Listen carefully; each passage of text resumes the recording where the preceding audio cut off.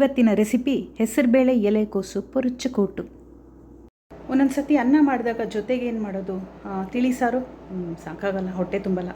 ಪಲ್ಯ ಡ್ರೈ ಅನಿಸುತ್ತೆ, ಬೇಡ ಸಾಂಬಾರು ಮಾಡಿಬಿಡ್ಲ, ಅಯ್ಯಯ್ಯೋ ಈ ಬೇಸಿಗೆಗೆ ಸಖತ್ ಹೆವಿ ಆಗುತ್ತಪ್ಪ ಅಂತೆಲ್ಲ ಯೋಚನೆ ಬಂದಾಗಲೇ ಈ ಕೂಟು ಅನ್ನೋ ಆಪದ್ ಬಾಂಧವ ನೆನಪಾಗೋದು. ನಾನಿವತ್ತು ಮಾಡ್ತಿರೋ ಕೂಟಿನ ಹೆಸರು ಪೊರಚುಕೋಟು. ಪೊರಚ ಅಂದರೆ ಹುರಿದಿರೋದು, ಮಸಾಲೆಗಳನ್ನ ಹುರಿದು ಮಾಡುವಂಥ ಕೂಟು. ಎಲೆಕೋಸು ಸಣ್ಣಗೆ ಹೆಚ್ಚಿ ಅರಿಶಿನ ಹಾಕಿ ನೀರಲ್ಲಿ ಸ್ವಲ್ಪ ಉಪ್ಪು ಹಾಕಿ ಬೇಯಿಸಿಟ್ಕೊಂಡಿದ್ದೀನಿ. ಸ್ವಲ್ಪ ಹೆಸರು ಬೇಳೆನ ಅರಿಶಿನ ಹಾಕಿ ಕುಕ್ಕರಲ್ಲಿ ಬೇಯಿಸಿಟ್ಕೊಂಡಿದ್ದೀನಿ. ಕೂಟ್ಗೆ ಮಸಾಲೆಗೆ ಇದು ಹಸಿ ತೆಂಗಿನ ಚೂರುಗಳು ಬೇಕಿದ್ರೆ ತುರ್ಕೋಬೋದು, ನಾನು ಚಾಕುನಲ್ಲಿ ಪೀಸ್ ಮಾಡ್ಕೊಂಡಿದ್ದೀನಿ. ಇದು ಕೂಟ್ ಪುಡಿ, ಒಂದಳತೆ ಉದ್ದಿನಬೇಳೆಗೆ ಕಾಲಳತೆಷ್ಟು ಕಾಳು ಮೆಣಸು ಮತ್ತು ಒಂದು ದೊಡ್ಡ ಮುಷ್ಟಿ ಕರಿಬೇವು ಎಲ್ಲದನ್ನೂ ಗಮ್ ಅಂತ ಡ್ರೈ ರೋಸ್ಟ್ ಮಾಡಿಕೊಂಡು ಪುಡಿ ಮಾಡಿ ಇಟ್ಕೊಂಡಿರ್ತೀನಿ ಕೂಟ್ ಮಾಡುವಾಗ ಹಾಕೋಕ್ಕೆ ಅಂತ.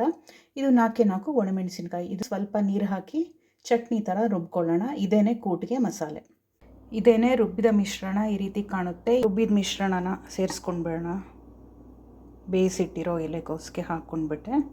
ಆಮೇಲೆ ಈ ಪಾತ್ರೆಗೆ ಒಂದು ಸತಿ ನೀರು ಹಾಕ್ಬಿಟ್ಟು ಜಾಲಿಸ್ಬಿಟ್ಟು ಆ ನೀರನ್ನ ಇದಕ್ಕೆ ಹಾಕ್ಕೊಂಡ್ಬೇಡ. ಜಾಲಿಸ್ಕೊಂಡಿರೋ ನೀರು ಹಾಕ್ತಾಯಿದ್ದೀನಿ. ಆಲ್ರೆಡಿ ಎಲ್ಲ ಹುರಿದು ರುಬ್ಬಿರೋದ್ರಿಂದ ಇದಕ್ಕೆ ಸಂಬಾರ ಪದಾರ್ಥಗಳನ್ನ ಇದೇನು ತುಂಬ ಕುದಿಸೋದು ಬೇಡ.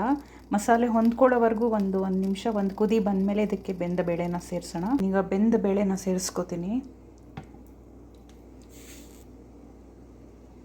ಹೆಸರು ಬೇಳೆ, ಬೇಕಿದ್ರೆ ತೊಗರಿ ಬೇಳೆಲಿ ಕೂಡ ಮಾಡ್ಬೋದು. ಬೇಳೆ ಹಾಕಿದ್ಮೇಲೆ ಇನ್ನು ಜಾಸ್ತಿ ಕುದಿಯೋದು ಬೇಡ, ಸುಮ್ಮನೆ ಒಂದು ಕುದಿ ಬಂದರೆ ಸಾಕು.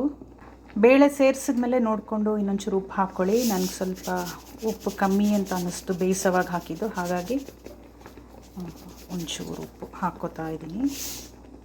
ಒಂದು ಒಳ್ಳೆ ಸಾಸಿವೆ, ಜೀರಿಗೆ, ಕರಿಬೇವಿನ ಸೊಪ್ಪು, ಇಂಗು, ತೆಂಗಿನ ಎಣ್ಣೆಯಲ್ಲಿ ಒಗ್ಗರಣೆ ಮಾಡ್ತಾಯಿದ್ದೀನಿ.